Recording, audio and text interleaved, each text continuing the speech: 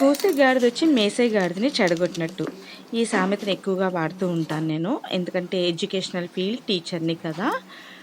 పిల్లలు ఎక్కువ చదువుకునేటప్పుడు మాట్లాడుతూ ఉంటారు. సో, పక్క పిల్లలు ఎవరో ఒకళ్ళొచ్చి డిస్టర్బ్ చేస్తుంటారు. ఈ సామెతను వాడుతుంటాను. మా పిల్లలు కూడా అంటుంటారు. "ఏయ్! దొరికిపోయాం టీచర్ మీకు" ఇలాగా అనేసి. సో, ఈరోజు రెసిపీ చూసారు కదా! ఏం చేస్తున్నానో చపాతీని కొంచెం డిఫరెంట్ స్టైల్‌లో. So welcome to Jyothi Gudla channel. Hello అండి, ఎలా ఉన్నారు అందరూ? బాగున్నారా? చపాతీని చూసారు కదా. ఫస్ట్ సోంపుని ఏం చేశాను, సోంపు జీలకర్ర రెండు కూడా కొంచెమే తీసుకొని దాన్ని ఫస్ట్ క్రష్ చేశాను అనమాట.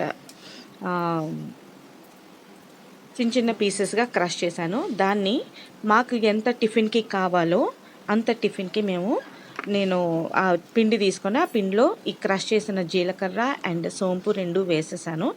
వేసి చపాతీ పిండి కలుపుకున్నాను అనమాట. దాని తర్వాత ఉండలు మాకు 10 ఉండలు వచ్చాయి. అంటే ఆ నైట్కి నేను నైట్ టిఫిన్కి మాకు అది సరిపోతుంది. చేసుకొని ఇప్పుడు రెసిపీలోకి ఇంకా వెళ్ళిపోదాము. ఫ్రెష్ కొత్తిమీర తీసుకున్నాను. శుభ్రంగా 2-3 సార్లు కడుక్కొని కావలసినంత కొత్తిమీరని నేను చిన్న చిన్న ముక్కలుగా కట్ చేసుకొని చాప్ చేసుకొని పక్కన పెట్టుకున్నాను. సో పిల్లలు నా పక్కనే ఉన్నారు ఆల్రెడీ.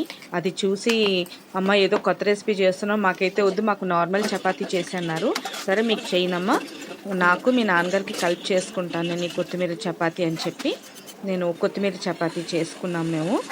ఇంకా ఎలా ఉందో చూసారు కదా. ఫస్ట్ ఉండని మనం రొట్టెల కర్రతో ఒత్తేసుకున్న తర్వాత ఈ కొత్తిమీర వేసి దాన్ని మజ్జికి ఇలా ఉండలాగా మళ్ళీ రోల్ చేయాలన్నమాట.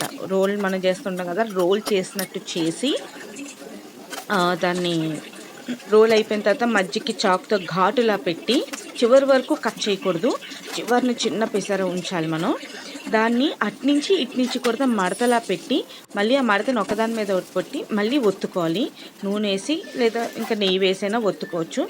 అయిపోయిన తర్వాత పెనం మీద కాల్చుకుంటాము. పెనం మీద కాల్చుకునేటప్పుడు మరీ పెద్ద మంట ఉండకూడదు, అలానే మరీ చిన్న మంట ఉండకూడదు. ఎందుకంటే మనం లేయర్స్గా తీసుకొస్తున్నాం కాబట్టి జాగ్రత్తగా మనం మీడియం మంట మీదన కాల్చుకోవాలి. మనం నూనె వేసి కాల్చుకోవచ్చు లేదా నెయ్యి అయినా వేసి కాల్చుకోవచ్చు. ఇంతకీ ఇక్కడ ఒక క్వశ్చన్ అడగాలి. నెయ్యి అంటే ఘీ కదా ఇంగ్లీష్లో, కానీ ఘీ అని మాత్రం అనకూడదు. ఘీని ఇంగ్లీష్లో ఏమంటారు? అచ్చమైన ఇంగ్లీష్లో ఏమంటారో నాకు చెప్పండి, ఓకేనా?